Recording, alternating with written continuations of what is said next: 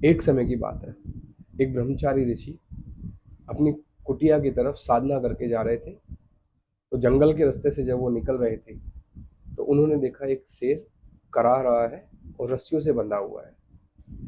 उन्हें समझ में आ गया कि शेर को किसी शिकारी ने बंधक बनाया है, और शेर ने उनसे विनती की कि हे मुनिवर, मुझे आज़ाद कर दो, मैं आपका यह एहसान कभी नहीं भूलूंगा। लेकिन ऋषि को तो उस पर दया आ गई और ऋषि ने उसको आज़ाद कर दिया। पर कुछ समय बाद जब ऋषि जंगल में साधना कर रहे थे तो वो शेर दोबारा आया, और शेर ने आकर के ऋषि के ऊपर घुर्राया, और वो बड़ा निर्भीक था।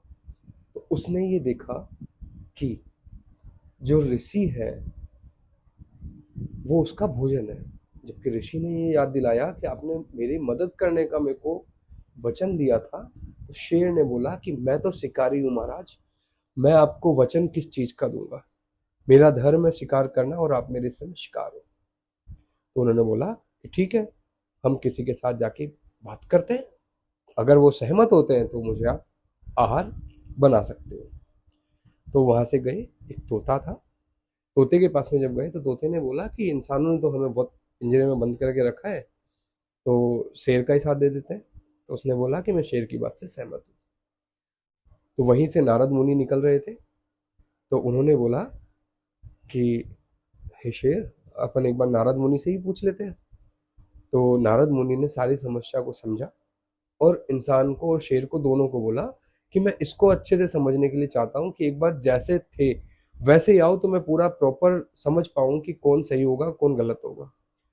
तो शेर और इंसान ने उनकी बात मान ली, और ऋषि ने वापस शेर को पेड़ से वैसे ही बांध दिया जैसे वो बंधा हुआ था। फिर नारद मुनि ने बोला कि हे मुनिवर, आप ज्ञान के भंडार हो, आप दयालु हो, लेकिन आपको एक बात हमेशा याद रखनी चाहिए कि दया उसी पे दिखाओ, उसी जरूरतमंद के ऊपर दिखाओ जो सही में जरूरतमंद हो। लेकिन वो दया करने के लिए आपको सोचना पड़ेगा, क्या वो आपकी दया के काबिल भी है या नहीं, क्या आप उसे भरोसा कर सकते हो या नहीं।